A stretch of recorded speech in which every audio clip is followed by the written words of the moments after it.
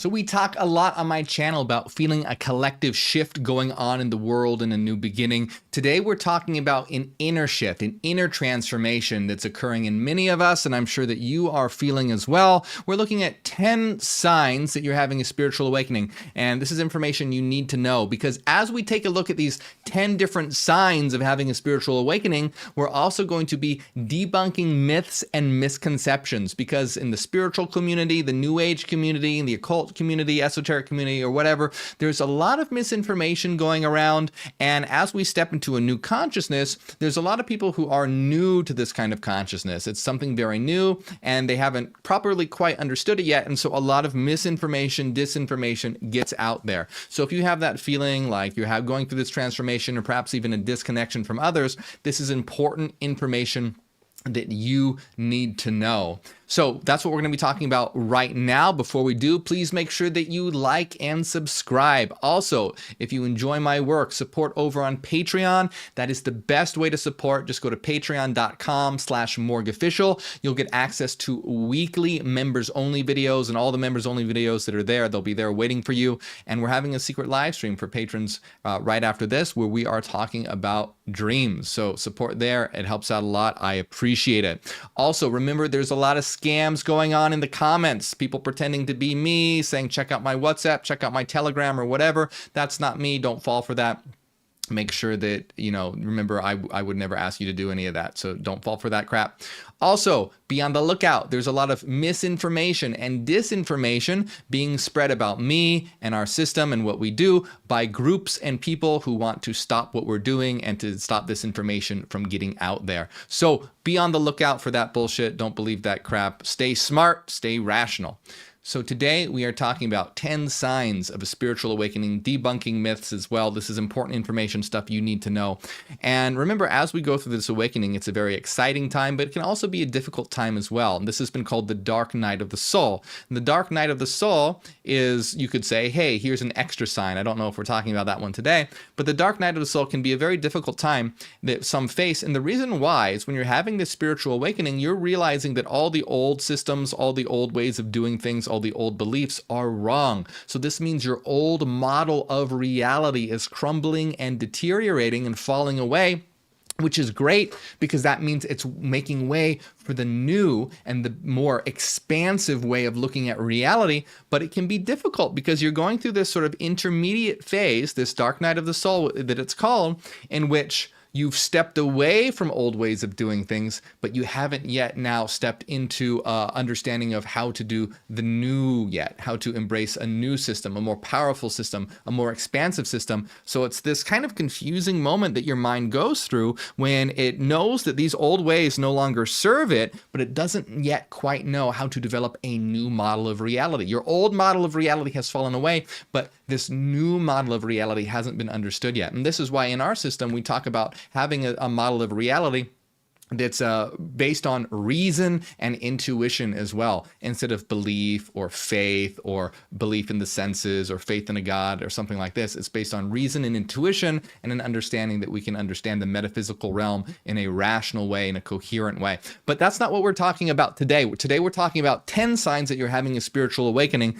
And to do this, what I'm going to do is take a look. We're going to be taking a look a bit at this article on medium.com by Robert Elliott called Embrace the Shift, 10 Signs Your Spiritual Awakening Has Begun. And if you enjoy what we take a look at today, okay, go give Robert Elliott a follow and support them over on medium.com. But the reason why we're taking a look at this is because I want to show you these 10 different signs that you're having a spiritual awakening and show what's right about them and also what might be wrong about them. Because like I said, there's a lot of misinformation and disinformation going out there. And that's not that it's being done on purpose, but let's really talk about this. Now, the first thing that Robert lists is increased empathy and compassion. Now, this is really important, and I'm going to tell you why. Let me just read a little bit what he says here first. Says, undergoing a spiritual awakening can lead to a significant increase in empathy and compassion for others. It feels like a veil has been lifted, allowing you to see the struggles and pain of those around you more clearly. You begin to feel a deep connection with everything and everyone around you. Okay, so let's talk about this. Yes.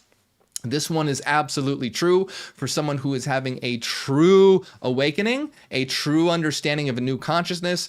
Increased empathy and compassion is a result of that, is a symptom of that. And let's explore exactly why. Now, for a lot of people, when they're coming into a new consciousness, a lot of this stuff is intuitive. They don't really understand why. They might begin to have an increased compassion and increased empathy because of a feeling of connectedness. But let's explore this and why this occurs and why this is an important sign. So you see that when human beings are self-aware, right? You go from an animalistic, instinctual consciousness or an instinctual sentience to a self-aware human being. So what's the difference here? So if you have a dog and you put a dog in front of a mirror, does the dog recognize itself in the reflection? No, it doesn't. It barks at the mirror because it doesn't recognize that it is itself. It sees its reflection as an other. Now, if you put a very young baby in front of the mirror, same thing. Well, it doesn't bark at the reflection. Hopefully not. That would be strange. But it doesn't recognize itself as being itself yet. So what they developed was something called the mirror test. Now, this is not a very sophisticated test. Honestly, we need better tests for these kinds of things. But that's when they put a dot or a smudge on the baby's forehead and then put the baby in front of a mirror. And before the baby really starts to develop self-awareness, it doesn't do anything about it.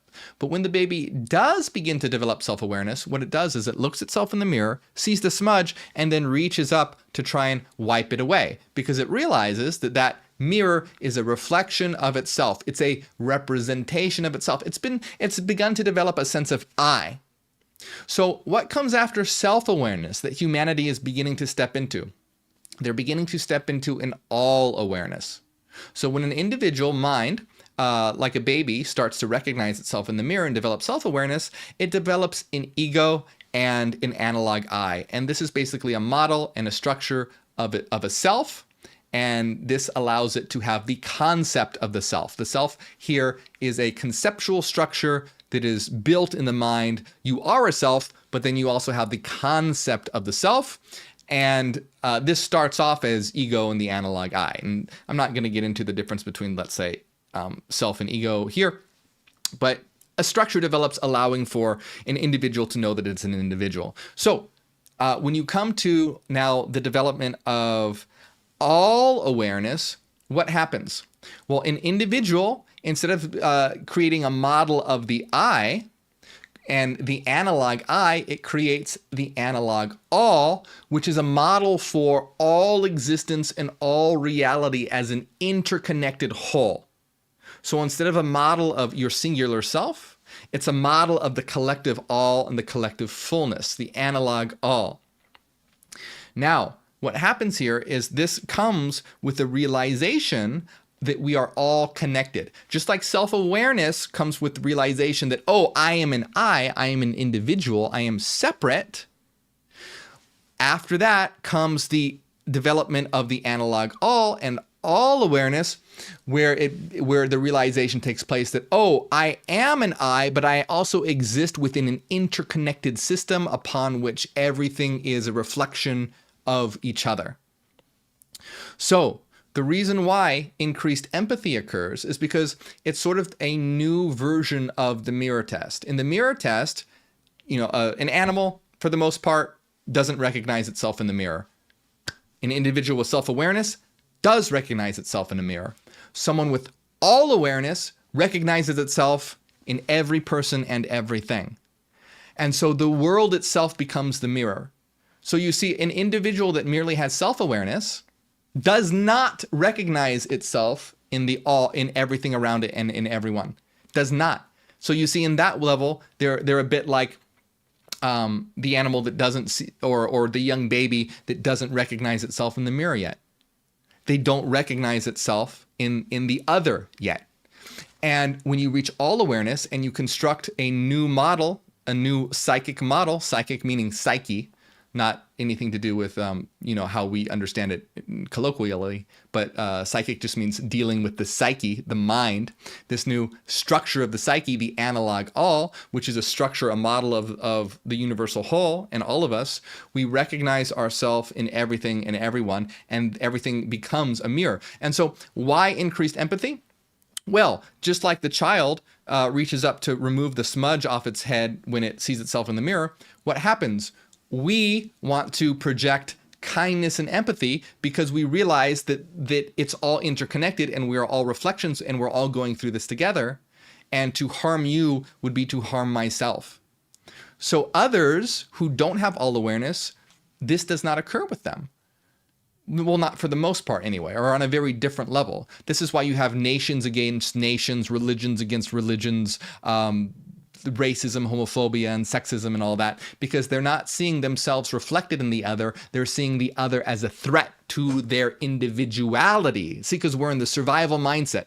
I am an individual, you threaten me, and so I am going to be afraid of you because you threaten my individual survival. Stepping into all awareness, we go into we are an individual within a collective, all in this together, and we can help each other thrive. You see the difference? Instead of a threat to survival, you see a cooperation to create and thrive. And so this is a sort of a new mirror test that has increased empathy when we recognize ourselves in all and the other and in everything. Now, something I really want to point out to you, this is important. So do you see how, yes, increased empathy and compassion is a result of spiritual awakening, but I want to point out the difference between other systems out there and our system, the Neo-Genian system, and our system of meta-rationalism and inner star actualization. So notice that in our system, in the Neo-Genian system, when we talk about this stuff, we're not being vague. We're not talking in sort of like general spiritual lingo. We're being very clear about this. A higher consciousness is the result of building a new structure in the mind called the analog all, which is a model within the psyche of all reality, which allows us to have increased empathy because we understand that we exist within an interconnected whole and thus want to create a better world and a thriving society based on this understanding. So do you see how we are doing this in a very structured way, in a very serious way, in a very rational way? And we want to take, the thing is this is a very real phenomena, and we want to take it seriously. We want to implement science and psychology and philosophy to it and not just be like, oh yeah, we're all one.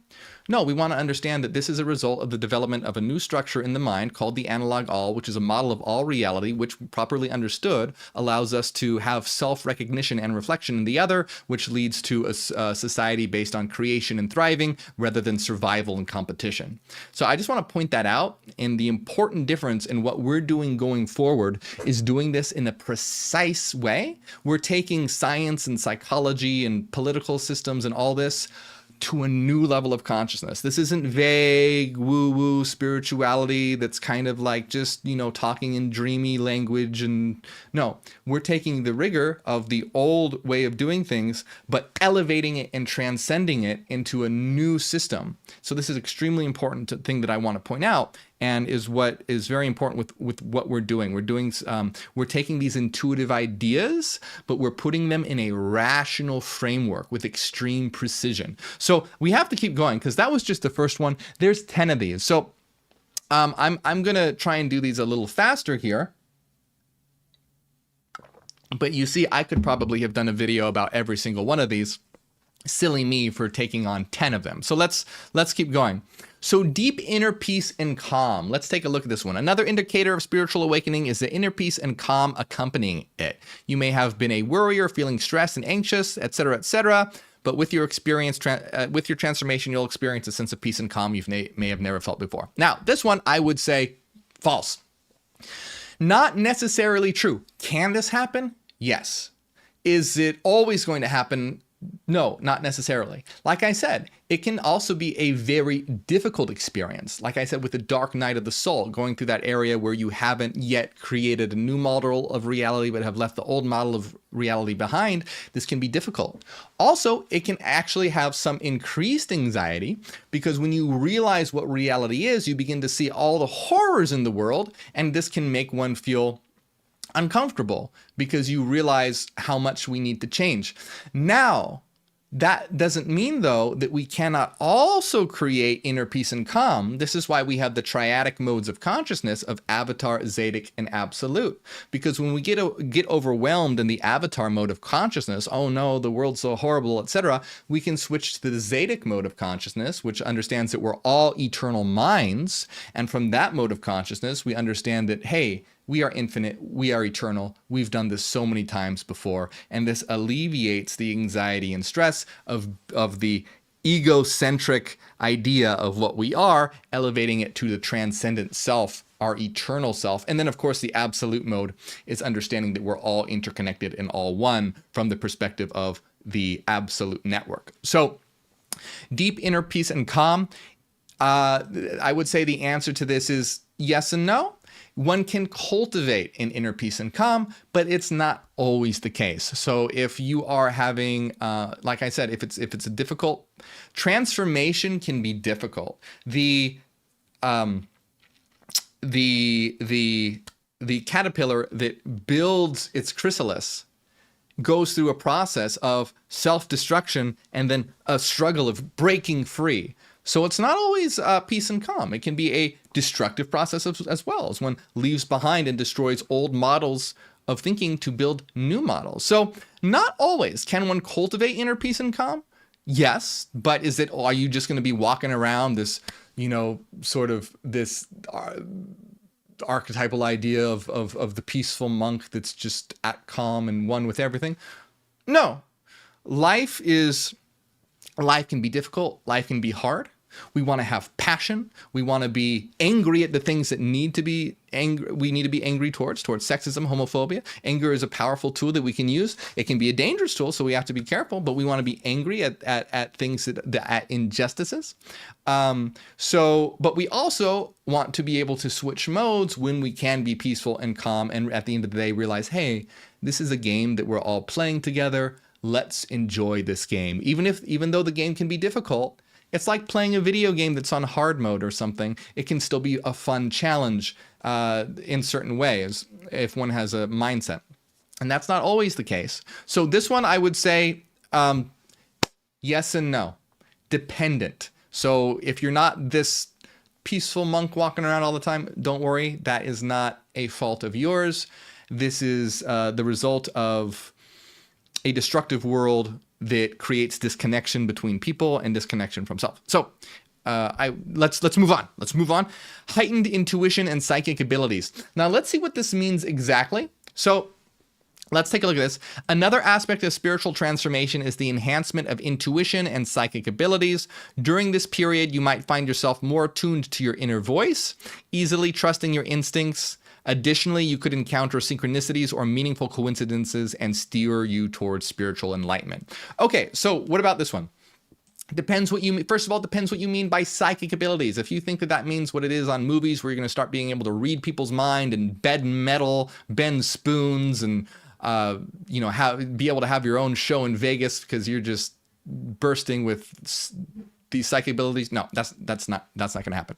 But heightened intuition, this is something that can be developed. So you have this heightened intuition of the interconnectedness of all reality. See, some people, before they understand rationally that everything is interconnected, by understanding the laws of reality, the laws of mathematics, the laws of reason, can just have this intuitive awakening and intuitive understanding of being connected. So heightened intuition can come with an awakening, and it can be developed. So I would say that this one is, let's remove psychic abilities from this, because that's just a can of worms. But let's just talk about heightened intuition, because so-called psychic abilities, the real ones, are just extreme forms of intuition. So And intuition is, of course, us tapping into the unconscious domain and the collective unconscious, having the right brain connection to the holistic domain rather than being relegated to the linear functioning of left brain analysis. And again, see the difference here. We're not just using vague words. We want to be precise with dealing with right brain holistic unconscious access to versus left brain linear analysis. So can heightened intuition occur? Yes, it can. If that's something though that you haven't developed yet, it's not something to worry about. This heightened intuition is something that can come naturally. And in a certain sense, it will, and you start having intuitions about what reality is and what existence is.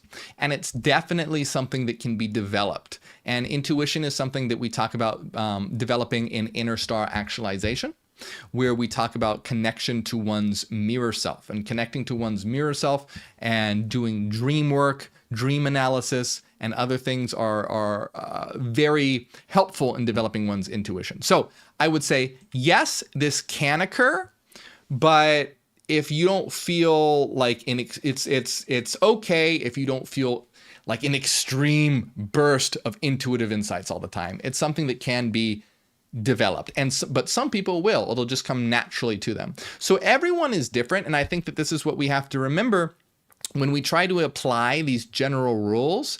Everyone's different. So you can kind of think of it sort of like different classes in a video game. Some people are a mage, some people are a wizard, some people are a warrior, some people are a alchemist or something. And they all have their various abilities, things that they are good at in some things and not so much the others. Some people will be excellent at intuition, and other people it'll take a little time to develop, and that's okay. So increased awareness of the interconnectedness of all things. Yes, absolutely. Now this will either develop rationally or intuitively. Ultimately though, both must be developed. So one can know the there's a difference between knowing the interconnectedness of reality via rational analysis, like understanding how the mathematical code of existence works, and then intuitively understanding it through flashes of insight and phenomenological experience. Either way, increased awareness of the interconnectedness of all things will occur if you're having an awakening. It might be intuitive or it might be rational, but ultimately, if you want to truly develop hyper-awareness, you want to ultimately develop both, because if you just have one or the other, both can lead to dangerous situations. If it's intuitive only, you can have some ideas that actually aren't true, and it can lead you down roads that ultimately can lead to a delusion. However, if it's just rational analysis and you don't have any phenomenological experience, this can lead you to a very cold way of viewing reality. This is why when one has a true awakening, a true spiritual awakening, increased empathy will occur all around when one truly begins to have that experience of being interconnected. So to truly, and this is the thing, is that, you know, I said that it might develop rationally or intuitively, but really the intuitive aspect is extremely important, because if you just have the structural analysis of it without the intuitive and phenomenological experience of it, you can miss the true development of consciousness and then just have a sort of factual understanding of it. If you just have a factual understanding, it's not the true elevation into a new consciousness. So, and then you'll miss that increased empathy. So yes, increased awareness of the interconnectedness of all things, I would say, is absolutely true. And it needs to be done in a way where one truly has understood it in an intuitive and experiential way, rather than just having a rational analysis of it. Ultimately, you need both. Very important to have both. But to be able to have those increased levels of empathy means to truly feel what it is to be a part of the interconnected whole. So you know what? This one here, look, this is what I'm going to say about this one. This one, yes, absolutely. I could do a whole stream on this though, with regard to, so I'll say what I just said about it, take it with a grain of salt, because I would like to do an entire stream about this to be able to say it in a fully laid out way, because I think there's a lot of misunderstanding about what this means with regard to understanding it in a rational way versus having a intuitive, experiential embodiment of it, to know what it is to be like the universe, just rather than an understanding of what the universe is. So answer, yes. Increased awareness of the interconnectedness of all things, yes. Please be aware, what I just said though, is not complete. I would like to do a whole stream on this, because this is actually a critical aspect of it and deals with that important element of increased empathy. Very important aspect. So let's move on though. I don't know what number we're on. I guess that's important. I should have, this person should have numbered them. Greater sense of purpose and direction. This is something that will develop. I think in the beginning, you will have a sense of having a purpose.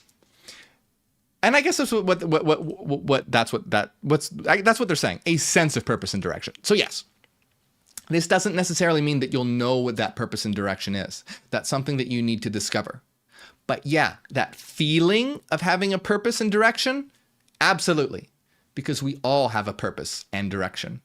And that's what I'm talking about when we are here to, that's what we talk about in terms of the Neogenian, the new beginning, that we are all part of the new beginning, and we all have the purpose to help initiate that new beginning and create that new beginning, because it's us. The new beginning is what we are. It's not something that we're observing. It's something that we're taking part in.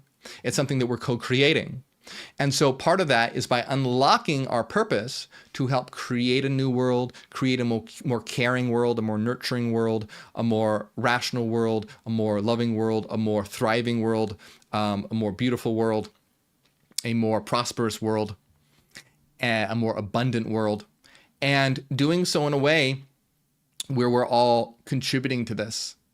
And this is why you'll feel a purpose and direction, but you might not have discovered what that is yet. You might just have a general idea. But I'll tell you what it is right now. Your purpose and direction is to create yourself and create the world, to help nurture yourself and help nurture the world. And this can manifest in many different ways. It might manifest in becoming a doctor, or becoming a painter, or becoming a musician, or becoming a politician, or becoming a speaker, or becoming a writer.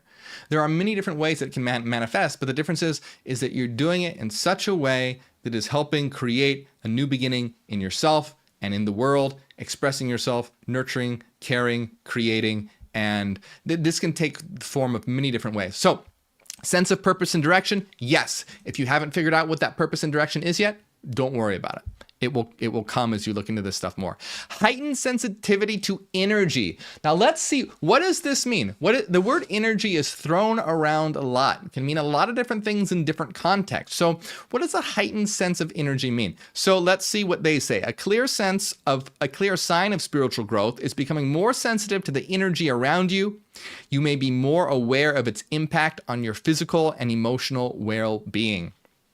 What does one really mean by energy here? Now, see, this is where it gets a little difficult when we get into New Age spirituality, these uses of vague terms. Now, we can use energy, but it depends what we're talking about. So we can be talking about the energy of the universe, in which we're actually talking about the sinusoidal waves, the sine and cosine frequencies that actually make up the structure of reality.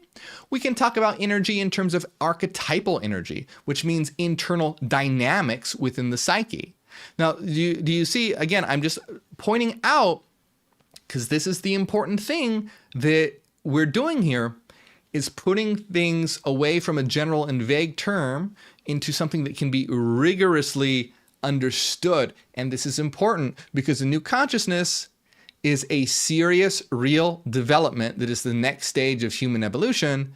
It's not this airy-fairy mythical idea. And so we want to be able to be very clear and very defined, more so than science, more so than psychology, more so than all these systems. We want to apply this rigor to the metaphysical domain.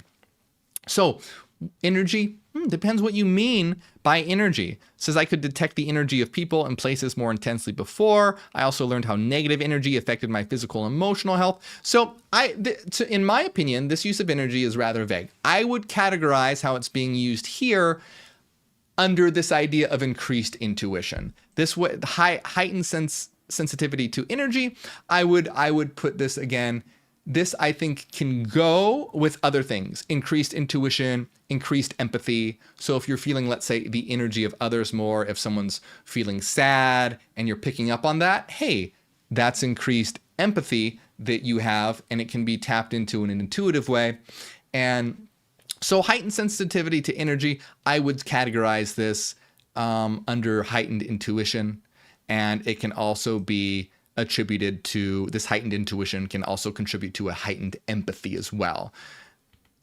Deepening of spiritual practices. So during spiritual growth, your interest in spiritual practices may intensify. You might feel a stronger connection to a specific religion or spiritual path, or be drawn to new practices that resonate with you.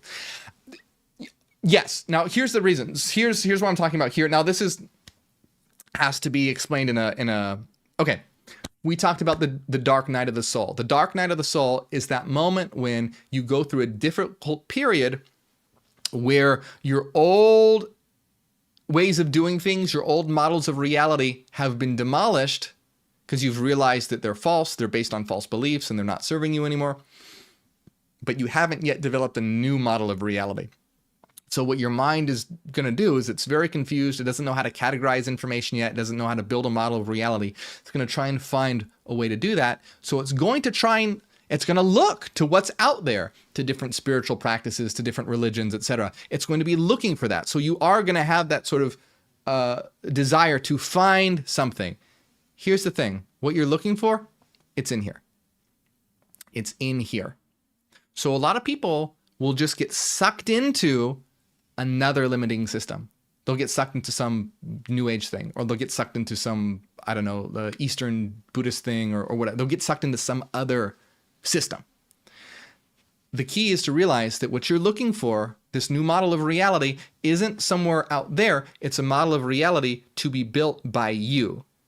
And so this is what we talk about in terms of our system. Now I'm saying, oh, well, it's a new system. Aren't you saying you shouldn't look for other systems? Well, the difference is with our system, it's not a belief system. It's a knowledge system. So what it's about is about giving you the tools so you can be your own builder, so you can be your own creator. So the difference is it's not telling you what to believe or what to think. It's giving you the tools so that you can step into that new consciousness yourself.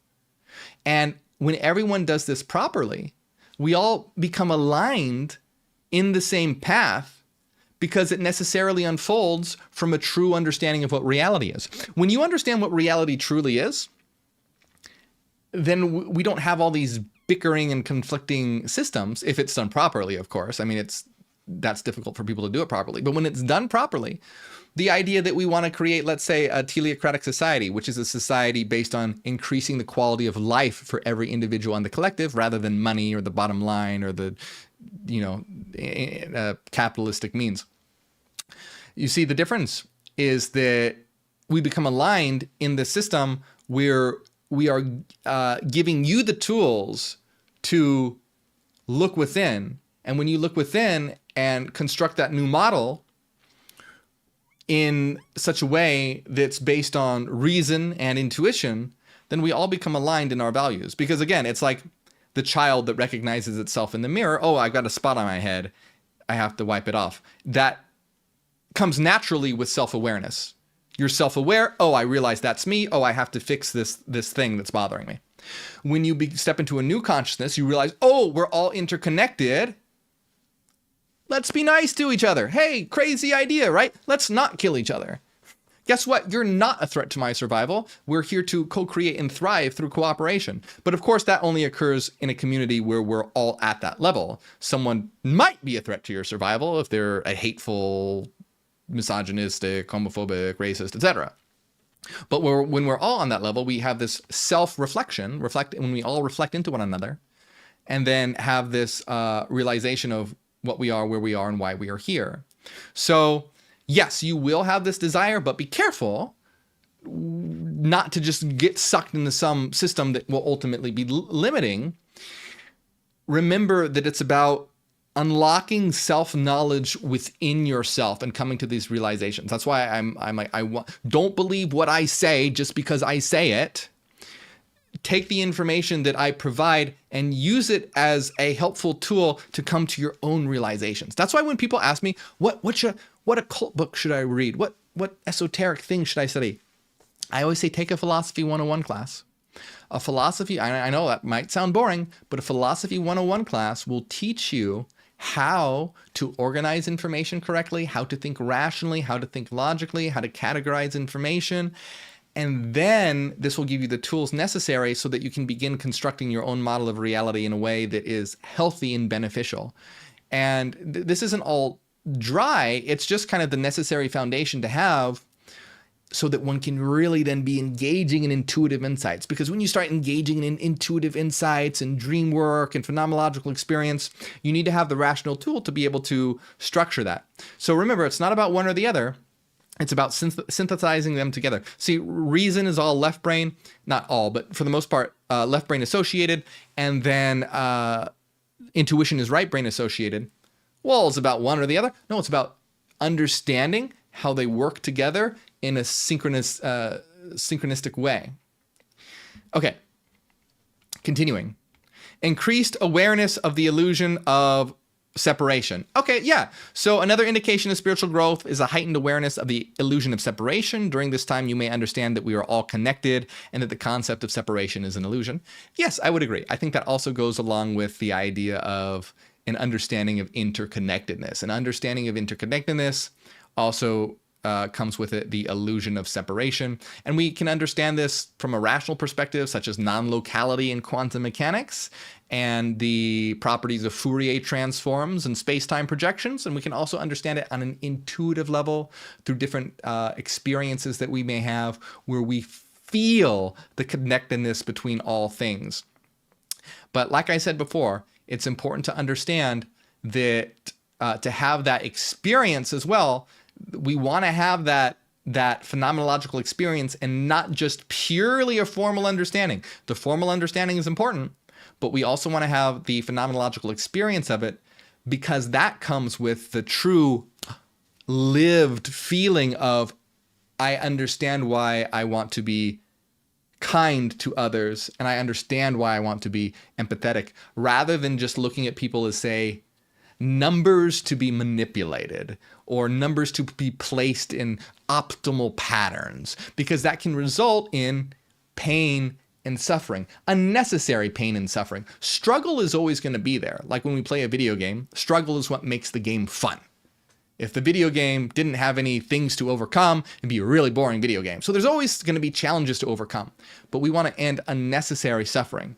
And there's a lot of unnecessary suffering that can result from only a pure formal understanding without the aspect of knowing what it is like to be the universe. So is the illusion of separation true? Will that come with the spiritual awakening? Yes, but it's important to remember we're individuals within an interconnected system.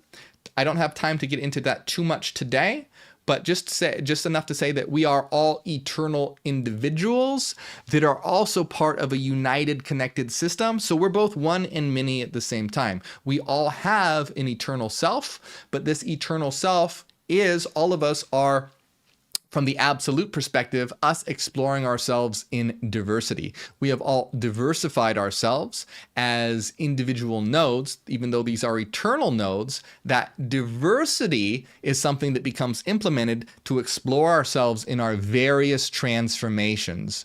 You can think of it like the flower of life that is a bunch of circles going from a single circle that are sort of like a bunch of circles overlaid to expanding to a multiplicity of circles by introducing difference in diversity. So we are eternal individuals that can explore ourselves in a unity and in a multiplicity, but ultimately Separation, as far as physicality describes it, that is an illusion.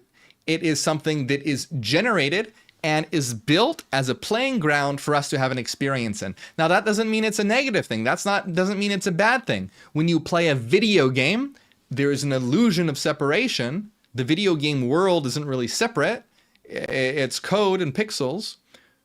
But the game is fun because you've implemented that illusion. So it's getting to the point where we recognize the illusion, but have fun with it. A lot of things that people see as a negative concept of this existence is actually not a negative concept. People are like, oh, I hate physical reality. No, you actually don't hate physical reality. You hate how physical reality has been built on this planet. You hate the experience that we're having now because the way it's been set up by those who want to control and manipulate and dominate. Rich elite billionaires, the religious institutions. If we built a teleocratic world and create a planetary civilization and a world of unity where we're all thriving and growing together, you're like, oh, I can't wait to incarnate or relocalize again on Earth because it's going to be like playing a video game. Like, oh, wow, I can't wait to play that game again tomorrow. I had so much fun today. I can't wait to play it again tomorrow. Now, if it's a shitty game, of course, you'll be like, oh my God, I never want to play this game again. Well, right now, the Earth is giving an experience of a shitty game. That's why people are like, oh, I want to escape Earth. I don't want to incarnate again. I hate physical reality. No, it's not that you hate physical reality. You hate how it's been set up right now. Physical reality should be a joy, just like a video game is a joy. Like, oh yeah, this is great. Let's play this again. So this is why we need to create a new experience here. And this is why we are the gods of a new world. And that's why we talk about a new beginning, a new revelation. And this revelation is an internal revelation, an awakening between all of us and the world so that we can begin to have a beautiful experience here that we look forward to. Let me see how many more there are here. There's 2 more. Okay, great. Feeling a sense of oneness with the universe. You might experience an overwhelming sense of unity with the universe during a spiritual awakening. You could start to feel like you're a part of something much more significant than yourself and that everything is interconnected. I think this is kind of a repeat of the illusion of separation and interconnectedness. Yes, the reason why a feeling of oneness comes is because, like I said, we are a system that is both one and many at the same time. It would take way too long to get into the details there, but you have an intuition of unity and oneness because at root we are both a unity and a diversity at the same time. We are a system that can exist in identity and diversity. We are a singular system exploring its various transformations. We are a singular system with eternal individual nodes, which are Zetic minds, Zetas, which we all are, exploring our individual transformations, and the Absolute is exploring its various transformations through us, through what we are. You can think of us as individualized eternal nodes of the Absolute, of the universe, coming to awaken through us. As we all realize that we are the Absolute awakens because we are the consciousness of the Absolute. We are the dreamer of the collective dream. We are the gods of our eternal creation, and we are eternally creating and destroying, manifesting and will forming. And this is important to understand, that it's not something separate from us or different from us. It is us. We are the consciousness of the universe. And when you realize it, like one asks, well, how do you become God? When you realize you're God, the consciousness of God comes online. It's kind of like, I don't know, someone looking at the mirror and being like, when will I recognize myself in the mirror? Well, when you realize that you're looking in a mirror. It's not something that one can really force. And it's not just believing me either. It's not just, oh, I say that you are the consciousness of the Absolute. And if you just blindly repeat that, like, oh yeah, I am. But if you don't really know what that means or come to the awakening yourself, it's different. It would be like someone going, oh yeah, that's me in the mirror. I get it. But they're just saying the words and they don't really understand what that means. And so they're still like trying to get into a fight with their reflection because they've said the words, but they haven't actually had that happen itself. So you see another big difference why we want to delete dogma and just blind adherence and replace that with true inner work and true inner awakening. Because remember, we want to create a new world. A new world starts in the mind as a new idea. And so it starts with a new consciousness. We are a new beginning, a new consciousness, a new earth, and a new humanity. And this starts in the mind. How can you have a new world if you don't have an idea of a new world in your mind? What are you going to build? What are you going to create? You have to have the idea of what is going to be created before it can be created. So deep inner peace and calm. Wasn't this, what did I feel like they said this already. Let me look. Deep inner peace and calm. Deep. No, I call foul on here. This is the same. One of the most transformative doing this for me discovered the aggressive stress, anxiety, maintenance of peace and trick. It's the same one. Okay, well, that was a cheat. So these are the 10 signs that this individual says are a spiritual awakening. And I think what I really want you guys to get away from this and see is that some of these are on the money, some of these are not. But the main thing that I want to show and share with you guys is that when it comes to these sorts of things, is that it's something that has to happen internally. It's not something that you just believe or repeat because someone says it's true. It's something that happens internally. And I want you to notice how in our system, we're doing these, we're talking about these metaphysical concepts in a rigorous and rational and structured way. This is why we promote our system of meta-rationalism, where it's metaphysics can be understood rationally, understanding intuitive ideas rationally, marrying and synchronizing right hemispheric functions with left hemispheric functions. Because the problem today is it's usually one or the other. You have a lot of New Age and occult and esoterica that's all right brain, and then you have atheistic materialism and scientific materialism that's all left brain, and they're at odds with each other.